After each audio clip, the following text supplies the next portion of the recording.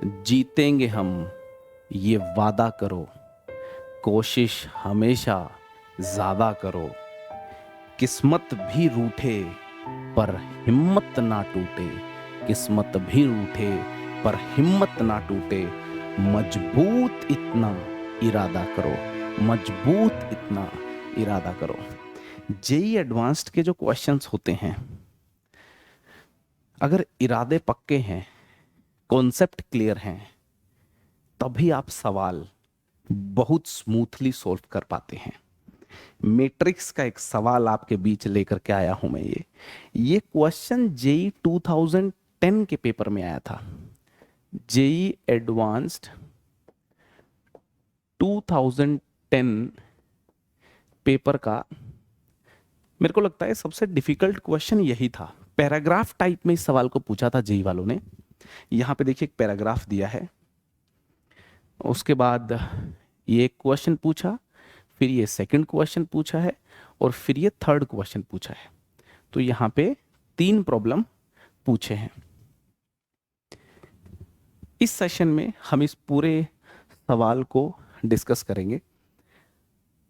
जितने मैट्रिक्स के क्वेश्चन अभी तक जेई एडवांस्ड के पेपर में पूछे गए हैं अलग अलग सालों में, मेरे को लगता है इस क्वेश्चन को सबसे डिफिकल्ट क्वेश्चन बोला जाए तो गलत नहीं होगा।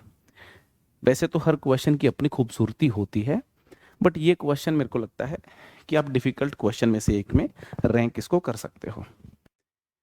आपको पहले ये क्वेश्चन अच्छे से रीड करना है ना, इसके सारे पार्ट्स को समझना है ना। यहाँ पे देखिए, और इस क्वेश्चन को पहले खुद अटेम्प्ट करना है। जब एक बार आप अपना अटेम्प्ट लगा लें, फिर आप सॉल्यूशन देखेंगे तो आपको ज्यादा मजा आएगा। और अगर आपने इस सवाल को खुद से क्रैक कर दिया तो फिर तो बल्ले बल्ले, इसका मतलब यार आपके अंदर दम है। अटेम्प्ट खुद करें एक बार, फिर सॉल्यूशन को देखिएगा। मैं यहां पे पहले क्वेश्चन रीड कर रहा हूं, समझने की कोशिश करते हैं, साथ में इस सवाल को सॉल्व करते हैं। Let p be an odd prime number. P जो है एक प्राइम नंबर है, और यहां पे समझना होगा एक ओड प्राइम नंबर है ना। 2 नहीं है पी, 3, 5, 7 इस तरीके के प्राइम नंबर्स में से पी एक ओड प्राइम नंबर है ना। टीपी यहां लिखा, TP be the following set of 2x2 matrix. 2x2 matrix का सेट है टीपी। यहां पे लिखा है टीपी। टीपी देखो एक सेट लिखा है। टीपी के अंदर ए टाइप की मैट्रिसेस हैं, है ना, 2x2 की मैट्रिसेस है ना, इनका सेट है टीपी। ठीक है, तो टीपी के अंदर मैट्रिसेस हैं जिनमें देखो डायगोनल एलिमेंट यहां पे सेम है, हाँ, और ये बीसी है ना। ये जो एलिमेंट हैं एबीसी, एबीसी की वैल्यूज 0 हो सकती है, 1 हो सकती है, 2, 3, 4, P-1 तक कुछ भी हो सकती है ना। 0, 1, 2, 3 एंड सो ऑन, P-1 तक कुछ भी हो सकती है ना। तो यहां पे इस पैराग्राफ में बस इतना बताया है। अगर अपन ये निचोड़ निकालें कि इस पैराग्राफ में हमें क्या इंफॉर्मेशन दी है, तो इस पैराग्राफ में हमें इतनी इंफॉर्मेशन मिली है कि हमारे पास ए टाइप की कुछ मैट्रिसेस हैं, बस इतनी सी बात कही है। और ये ए टाइप की मैट्रिसेस जो हैं, इनके एलिमेंट मेरे को यहां से पिक करने हैं, है ना। ये बातें अपने को पता चल रही हैं। अब पहला क्वेश्चन यहां पे क्या है। फर्स्ट क्वेश्चन पूछा है कि number of A in TP, TP में कितनी ऐसी ए मैट्रिक्स हैं such that A is either symmetric, या तो सिमेट्रिक हो या फिर स्क्यू सिमेट्रिक मैट्रिक्स हो, या फिर दोनों हो, है ना। और डिटर्मिनेंट ए पी से डिविजिबल हो। डिटर्मिनेंट ए मेरा पी से डिविजिबल हो, मैट्रिक्स मेरी या तो सिमेट्रिक हो या स्क्यू सिमेट्रिक हो या फिर दोनों हो। ठीक है ना। मैट्रिक्स ए मेरे पास क्या है, मैट्रिक्स ए मेरे पास है, यहां पे ये लिख लो, यहां पे ए और ए है, यहां पे बी और सी लिखा है। ठीक है, तो डिटर्मिनेंट ए अगर आप देखोगे, डिटर्मिनेंट ए अगर आप देखोगे तो वो कितना है, ए स्क्वायर माइनस बी सी। ये मेरे पास ए स्क्वायर माइनस बी सी है। क्वेश्चन में लिखा है डिटर्मिनेंट ए जो है पी से डिविजिबल होना चाहिए। ये जो ए स्क्वायर माइनस बी सी है, ये पी से डिविजिबल होना चाहिए, है ना, must be divisible by P. ठीक है, ऐसे एबीसी के बारे में सोचना है, और साथ ही इस बात का भी ध्यान रहे कि ए या तो सिमेट्रिक हो या स्क्यू सिमेट्रिक हो या फिर दोनों हो। तो सबसे पहले सिमेट्रिक मैट्रिक्स के लिए अपन देखते हैं। If A is symmetric matrix, अगर ए मेरा सिमेट्रिक मैट्रिक्स है ना, अगर ए मेरा सिमेट्रिक मैट्रिक्स है तो ऐसे केस में क्या होता है, ए ट्रांसपोज और ए बराबर हो जाते हैं, है ना।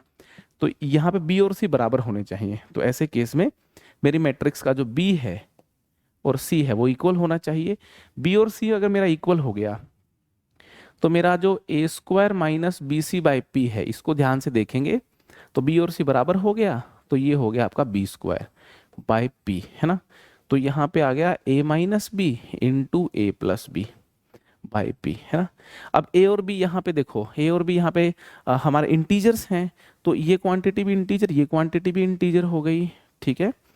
अब ये सीन यहाँ हो गया कि या तो a माइनस बी मेरा p से डिविजिबल होगा या a प्लस बी मेरा p से डिविजिबल होगा, है ना। तो a और b के बारे में अपने को पता ही है, a और b मेरे क्या हैं, a और b मेरे नंबर्स हैं, a और b मेरे नंबर्स हैं जो 0 1 2 and so on p minus 1 तक कुछ भी हो सकते हैं। तो यहाँ पे देखो लिख लेता हूँ 0 1 2 and so on p minus 1 तक कुछ भी हो सकते हैं ये नंबर्स, ठीक है। अगर मैं यहाँ पे देखूं a माइनस बी को, तो a माइनस बी की जो मैक्सिमम वैल्यू है, a माइनस बी मैक्सिमम कहाँ तक जा सकता है, ये मैक्सिमम जा सकता है कि जब a सबसे बड़ा हो और b छोटा हो तो p माइनस 1 तक जा सकता है। और आप यहाँ पे देखिए p माइनस 1 तक अगर ये जाएगा तो ये कभी p से डिविजिबल नहीं हो पाएगा, है ना। तो ये फैक्टर कभी p से डिविजिबल नहीं हो पाएगा। a प्लस बी को देखें, अगर a प्लस बी को देखो आप, तो a प्लस बी को ही p से डिविजिबल होना पड़ेगा। a प्लस बी की मैक्सिमम वैल्यू जो है वो मेरी जाएगी आपकी p माइनस 1 और p माइनस 1 दोनों अपने मैक्सिमा पे होंगे, तो 2 टाइम्स p माइनस 1 ऐसा करके 2 टाइम्स p माइनस 1। और आपको बता दूं देखो p एक प्राइम नंबर हो गया, p प्राइम नंबर हो गया, तो p की टेबल ऐसे होती है p 2p 3p, है ना। अगर p किसी को डिवाइड करेगा तो या तो 1 जा से डिवाइड करेगा, ऐसे 1 जा से, या 2 जा से डिवाइड करेगा, या 3 जा से करेगा। तो ये 2 जा से 3 जा से तो कर नहीं सकता क्योंकि ये 2p तक पहुंच ही नहीं रहा, क्योंकि 2p माइनस 2 तक ही रह रहा है, 2p तक तो ये पहुंच ही नहीं रहा। तो एक संभावना है बस कि a प्लस बी मेरा p के बराबर आ जाए। तो only possibility is a plus b must be divisible by p, ठीक है। अच्छा a माइनस बी की मैक्सिमम वैल्यू p माइनस 1 ही हो सकती है, ठीक है ना। लेकिन एक पॉसिबिलिटी है कि a माइनस बी मेरा 0 हो जाए। तो यहां पे देखो या तो आइदर दिस इक्वल टू 0 और दिस इक्वल टू p, है ना। तो ये a माइनस बी पी को डिविजिबल कर सकता है अगर a माइनस बी 0 हो गया तो दो संभावना बनी यहां पे, है ना। या तो a minus p equal to 0 और a plus b equal to p, है ना। a plus b must be divisible by p और a minus b equal to 0। बस अगर a माइनस बी मेरा 0 है, अगर a माइनस बी मेरा 0 है तो इसका मतलब a और b बराबर हैं। तो a की पॉसिबिलिटी कितनी है, 0 1 2 ऐसा करते हुए p माइनस 1 तक p पॉसिबिलिटीज हैं। p माइनस 1 तो ये और एक 0, तो p पॉसिबिलिटीज है a की, तो p ही हो जाएंगी b की, है ना। तो यहां पे हो गए p वेज, ये मेरे पास हो गए p वेज। और a प्लस बी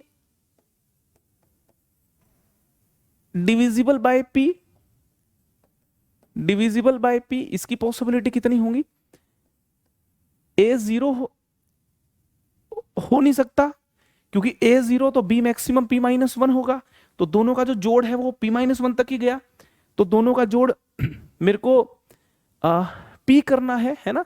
अब ये p से डिविजिबल तभी होगा जब इसकी वैल्यू मेरी p हो जाएगी, सीधी सीधी सी बात है। तो अगर इसको p मेरे को करना है तो a को 1, b को p माइनस 1, इसको 2, इसको p माइनस 2, इस तरीके की पॉसिबिलिटी यहां पे रही। तो आप देखेंगे दोनों के p-1 यहां पे वेज हो गए, है ना। तो p वेज मेरे पास यहां है और p-1 वेज यहां है। तो टोटल वेज अगर यहां पे देखे जाएं टोटल वेज, तो मेरे पास p प्लस p-1 ये 2p-1 वेज हो गए, ठीक है। ये सिर्फ मैंने अभी देखा है जब A मेरी एक सिमेट्रिक मैट्रिक्स हो, ठीक है ना, A मेरी एक सिमेट्रिक मैट्रिक्स हो। अब मैं देखूंगा अगर A मेरी स्क्यू सिमेट्रिक मैट्रिक्स होगी तब क्या सीन होगा, और दोनों होगी तब क्या सीन होगा, ठीक है। तो यहां पे दूसरी पॉसिबिलिटी ले लेते हैं, when A is skew symmetric, when A is skew symmetric, तो जब A स्क्यू सिमेट्रिक होगी तो डायगोनल एलिमेंट 0, ये एलिमेंट B है तो इसको -B होना चाहिए। डिटर्मिनेंट A मेरा यहां पे देखिए, डिटर्मिनेंट A देखेंगे तो B² हो गया, B² P से डिविजिबल होना चाहिए, B² P से क्या होना चाहिए, डिविजिबल होना चाहिए, है ना, डिविजिबल बाय P, है ना, डिविजिबल बाय P। और ये P से डिविजिबल तब होगा, B² P से डिविजिबल तब होगा जब B P से डिविजिबल हो, B जो है P से डिविजिबल हो, B must be divisible by P, B must be divisible by P। यहां पे जो B है वो P से डिविजिबल हो, है ना, और B P से यहां प्राइम नंबर है ना P, इस बात का बड़ा इंपॉर्टेंट रोल है। B P से डिविजिबल हो नहीं सकता क्योंकि B की तो वैल्यूज ही मेरी 0, 1, 2, 3 एंड p-1 तक हैं। B की जो वैल्यूज हैं वही मेरी 0, 1, 2, 3 p-1 तक हैं। तो 1, 2, 3, 4 p-1 तक के लिए तो हो नहीं सकता, B की 0 वैल्यू के लिए हो सकता है। अगर मेरी B की वैल्यू मैं 0 ले लूं, B की वैल्यू अगर मैं 0 ले लूं, तब ये संभावना है, अगर आप B की वैल्यू 0 ले लो तब B² बाय P मेरा P से डिविजिबल हो जाएगा। समझ में आ रही बात। तो only possibility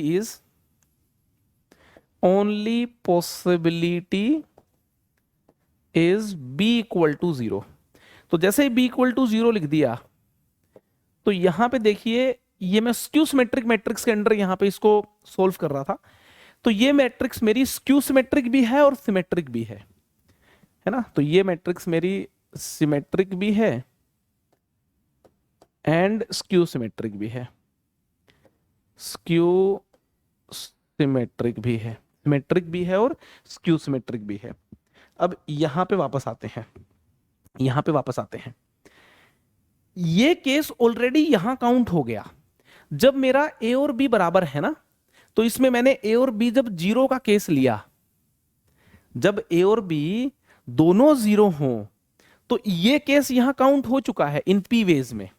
in P veg में जब A और B मेरे 0 हैं, आप ध्यान से देखिए, when A और B = 0 हैं, उस केस में देखो A0 यहां, B0 यहां, और B और C मेरे बराबर हैं ही इसके अंदर, तो C0 यहां। तो ये जो केस है, ये केस ऑलरेडी ले चुका हूं मैं, तो इसको वापस से काउंट करने की जरूरत नहीं है ना। ये मैट्रिक्स जो है, एक तरीका यहां पे जो आया है, ये ऑलरेडी यहां काउंट हो गया, ऑलरेडी काउंटेड, ये ऑलरेडी काउंट हो गया, already counted in the previous case, already counted in the previous case, in the previous case में ये ऑलरेडी काउंट हो गया है, ठीक है। तो यहां पे टोटल नंबर ऑफ जो वेज हुए वो रहे 2p-1 वेज। तो इस कंडीशन को सेटिस्फाई करते हुए यहां पे मेरे पास 2p-1 मैट्रिक्स संभव है। तो 2p-1 यहां पे नंबर ऑफ ए मैट्रिक्स हैं टीपी में, जो या तो सिमेट्रिक होंगे या स्क्यू सिमेट्रिक होंगे, दोनों होंगी, जिनका डिटर्मिनेंट मेरा p से डिविजिबल होगा।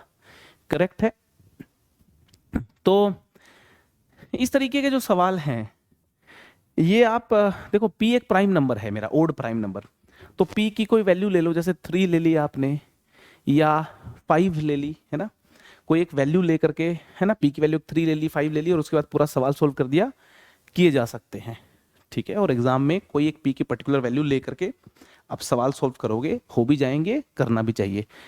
यहाँ ये पूरा सोल्यूशन बताने का मेरा मोटिव क्या है कि इस क्वेश्चन के पीछे छुपी हुई सारी बारीकियां मैं आपके समक्ष ले आऊं, है ना। पूरी थ्योरी यहां डिस्कस हो जाए। तो मूव करते हैं नेक्स्ट पार्ट की तरफ। तो नेक्स्ट पार्ट पे चलते हैं अपन। ये यहां पे अपन सेकंड पार्ट पे आ गए, ठीक है। तो यहां पूछा है कि number of A in TP such that trace of A is not divisible by P. Trace of A is not divisible by P but determinant A is divisible by P. तो ट्रेस ऑफ ए, यहां पे trace of ए कितनी हो गई 2a, और determinant ए मेरे पास है ए square minus B सी। तो ट्रेस ऑफ ए डिविजिबल नहीं होना चाहिए p से। तो 2a is not divisible by p, है ना। 2a p से डिविजिबल नहीं होना चाहिए। इसको और सिंपल भाषा में चलो ऐसे लिख देते हैं, 2a बाय p, है ना। 2a p से डिविजिबल नहीं होना चाहिए। तो 2a p से डिविजिबल नहीं होना चाहिए। तो a की जो वैल्यूज हैं, a की वैल्यूज मेरी 0 1 से लेकर के ऐसे p माइनस 1 तक हैं। तो a की वैल्यू 0 ही है जो इसको डिविजिबल बना सकती है। a की कोई दूसरी वैल्यू तो इसको बना भी नहीं सकती, ठीक है ना। तो trace of a must not be divisible by p। तो यहां पे a की वैल्यू 0 इसको डिविजिबल बना रही है, तो इसका कहना है a 0 नहीं होना चाहिए। बस इस इंफॉर्मेशन से मुझे ये कंक्लूजन मिलता है कि a मेरा 0 नहीं होना चाहिए। चलो जी, a 0 नहीं होना चाहिए। और यहां पे ये कहा इसने, है ना, ये वाली बात तो हो गई समाप्त, इसका डिस्कशन तो हो गया। अब आगे इसने कहा कि डिटर्मिनेंट a जो है ये मेरा p से डिविजिबल होना चाहिए, ठीक है। अब यहां पे देखो बड़ा इंटरेस्टिंग है सीन। a की वैल्यूज मेरे पास हैं, a की वैल्यूज मेरे पास हैं। जब मैं इनका स्क्वायर करता हूं, ठीक है, तो कोई नंबर आ जाता है मेरे पास। p मेरा एक प्राइम नंबर है, तो मैं यहां पे एक p की वैल्यू ले लेता हूं 5। सपोज p इक्वल टू 5 ले लेते हैं। आगे की प्रॉब्लम सॉल्विंग के लिए मैं p की वैल्यू 5 ले लेता हूं। एक वैल्यू अपन एज्यूम कर लेंगे, p प्राइम नंबर है, तो इसको सोल्व करना काफी सिंपल हो जाएगा। नहीं तो नंबर थ्योरी की कुछ चीजें मुझे लगानी पड़ेंगी, ठीक है। तो जेई एडवांस के हिसाब से इसको सोल्व करना है, तो p की एक वैल्यू मैं पिक कर लेता हूं। मैंने p की एक वैल्यू पिक कर ली, जैसे कि p की एक वैल्यू मैंने पिक कर ली 5, पिक कर लेता हूं p को, है ना।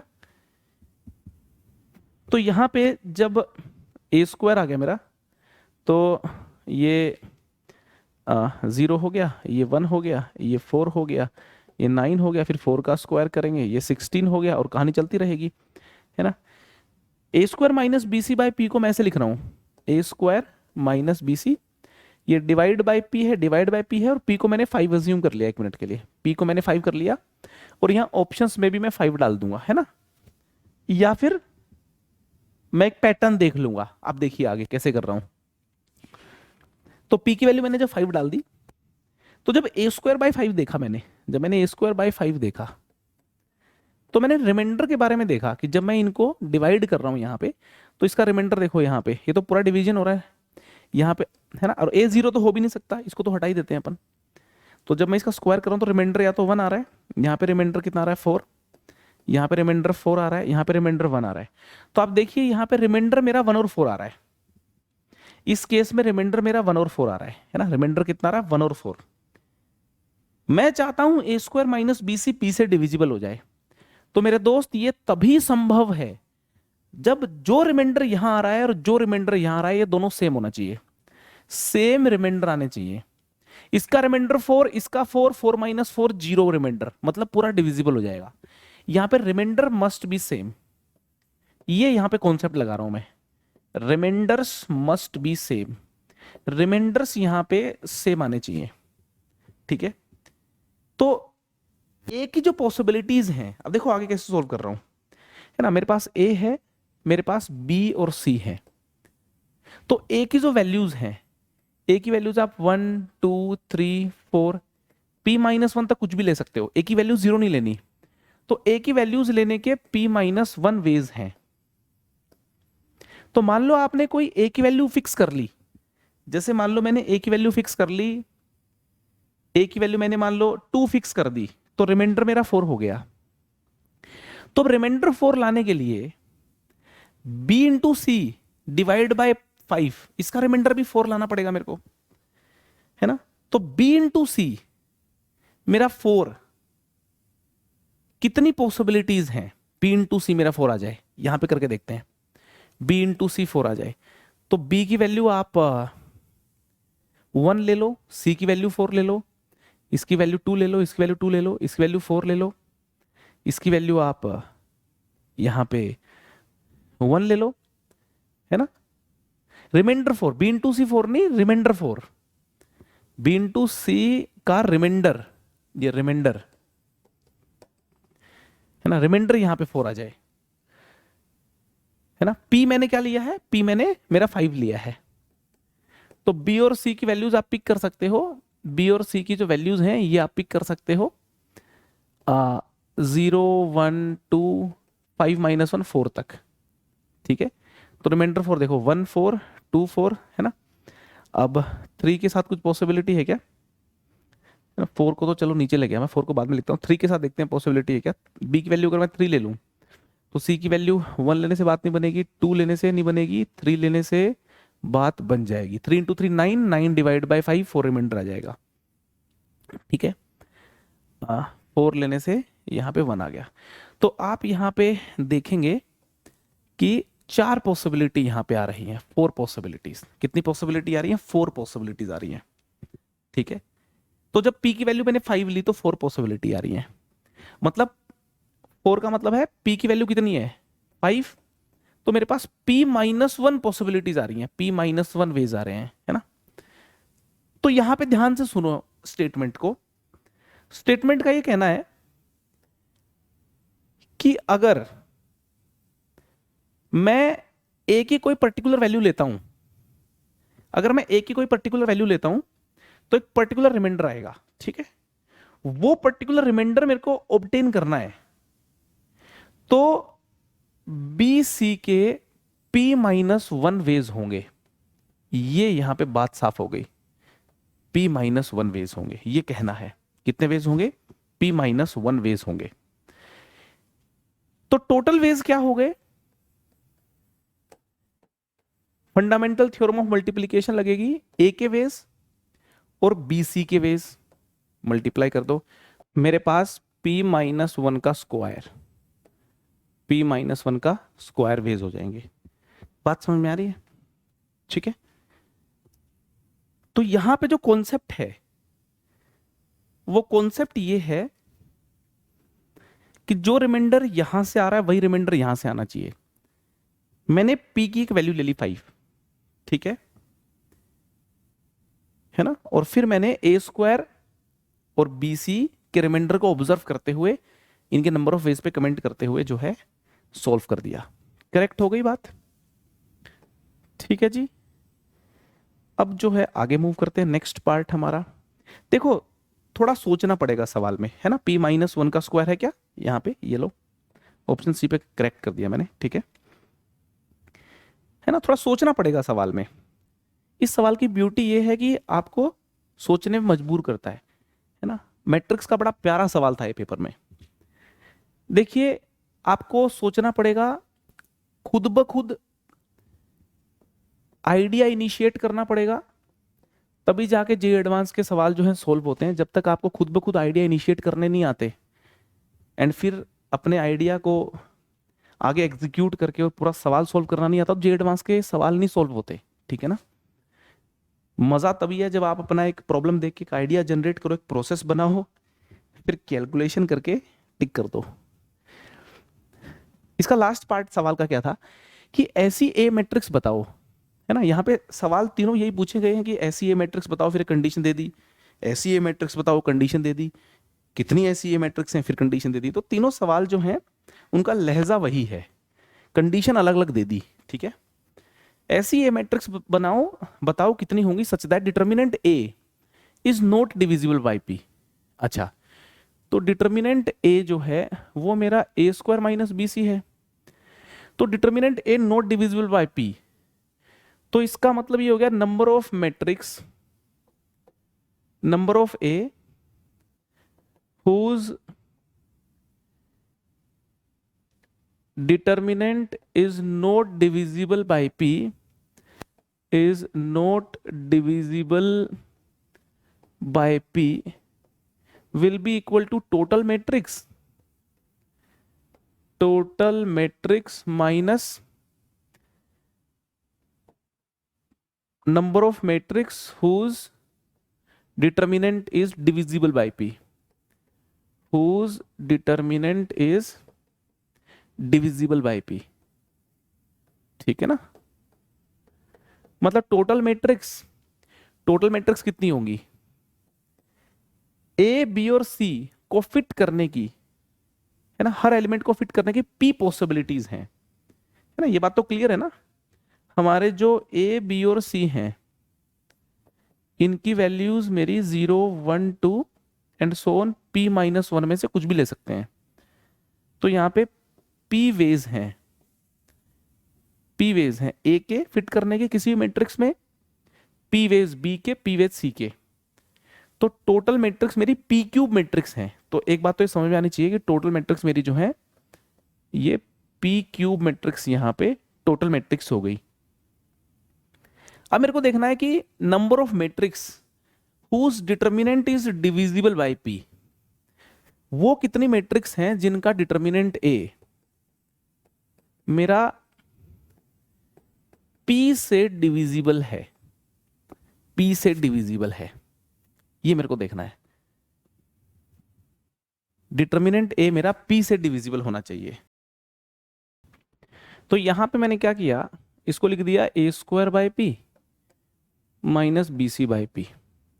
तो सीन वहां पे सेम जनरेट हो गया कि यहां पे जो रिमाइंडर है और यहां पे जो रिमाइंडर है, रिमाइंडर सेम होने चाहिए, remainders must be same, remainders must be same, must be same.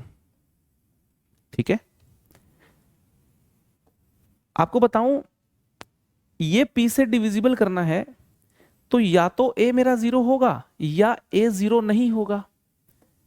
अगर मेरा a 0 हो गया और ये चीज मेरी p से डिविजिबल मुझे करनी है तो a 0 हो गया, तो इसका मतलब b इंटू सी भी मेरा 0 ही होना चाहिए। और b इंटू सी 0 मेरा तब होगा जब या तो मेरा b 0 हो, c नॉन 0 हो, या c 0 हो, b नॉन 0 हो, या दोनों के दोनों 0 हो। अब मेरा जब b 0 है, c नॉन 0 है, तो c नॉन 0 है तो क्या होगा 1 2 3 4 p -1 तक। तो इसके p -1 वेज हो गए, इसके p -1 वेज हो गए, और इसका एक तरीका हो गया। तो यहां पे जो a = 0 के जो टोटल वेज हो गए वो मेरे पास हो गए this plus this 2p -1 veg. और जब मेरा a 0 नहीं है उस केस के नंबर ऑफ वेज मैंने निकाले हुए हैं, उस केस के नंबर ऑफ वेज मैंने कहा निकाले हुए हैं, यहां निकाले हुए हैं कि जब मेरा, है ना, पिछला पार्ट मैंने क्या किया था कि जब मेरा a 0 नहीं है और a² माइनस bc p से डिविजिबल होगा, है ना, ऐसे कितने वेज हैं, ऐसे मेरे पास p -1² वेज आए थे। तो यहां पे इनके जो नंबर ऑफ वेज हैं वो हो गए मेरे पास p -1² वेज। तो मेरे पास टोटल नंबर ऑफ वेज अभी आ गए हैं, ध्यान से देखिए, मेरे पास total number of ways in which determinant a is divisible by p। तो वो टोटल वे हो गए जब determinant a divisible by p हो, a 0 वाले केस प्लस a नॉट 0 वाला केस। तो यहां पे इन दोनों को जब हम जोड़ेंगे तो ये हो गया p² प्लस 2 -2p +1। तो ये कैंसिल इससे, ये कैंसिल इससे, तो ये हो गया मेरा p² वेज। और यहां पे मैंने लिख दिया था कि जब इसमें से ये माइनस करेंगे कितने वेज हो गए, जब मैट्रिक्स का डिटर्मिनेंट p से डिविजिबल होगा p² वेज, तो रिक्वायर्ड नंबर ऑफ वेज आ गए मेरे पास। हमें वो मैट्रिक्स ए कितनी होंगी ये जानकारी मिल गई जिनका डिटर्मिनेंट पी से डिविजिबल नहीं होगा, that is P cube minus P square. तो मेरा P cube minus P square option D पे मैं क्लिक कर दूंगा। तो एक शानदार सवाल यहां पे मैट्रिक्स का पूछा था पैराग्राफ टाइप में। मैं एक रिसर्च पेपर देख रहा था, उसमें मैट्रिक्स के बारे में कुछ कुछ चीजें लिखी हुई थी, है ना। उसमें मेरे को ये पैराग्राफ मिला था, ये वाला पैराग्राफ। कौन सा पैराग्राफ? यहाँ पे जो इस क्वेश्चन का मेन पैराग्राफ है ये। और वहां पे फिर कुछ आगे सवाल पूछे गए थे, तो हो सकता है आईआईटी के प्रोफेसर्स ने वहां से इस आइडिया को पिक करके क्वेश्चन फ्रेम किया हो। आईआईटी के प्रोफेसर्स क्या करते हैं, जब नया सवाल बनाते तो कहीं ना कहीं से तो आइडिया पिक करते ही होंगे। एक अच्छा सवाल यहाँ पे फ्रेम किया था, है ना। मेरे को लगता है ये सवाल जिसने भी किया होगा पेपर में, फोड़ा होगा, उसकी अच्छी रैंक की आई होगी। आई होप ये क्वेश्चन आपने खुद से ट्राई किया, उसके बाद सोल्यूशन देख के समझने की कोशिश की। मैट्रिक्स चैप्टर से हमेशा सवाल आते हैं जे एडवांस में, और क्वेश्चन भी इजी टू मॉडरेट लेवल के होते हैं। कई बार थोड़ा अबव मॉडरेट लेवल भी जाता है, टफ भी आ जाते हैं सवाल। ऐसा कोई प्रेडिक्शन तो नहीं है, बट हाँ क्वेश्चन होने वाले होते हैं अगर कोशिश की जाए तो। आई होप इस तरीके के वीडियोस आपको अच्छे लगते होंगे। आईआईटी एडवांस के सवालों पे मैं और रिसर्च करके वीडियो बनाऊं, अगर आप ऐसा चाहते हैं तो कमेंट की भरमार करेंगे तो मैं और वीडियो लेके आऊंगा। इस वीडियो में इतना ही, बाय बाय।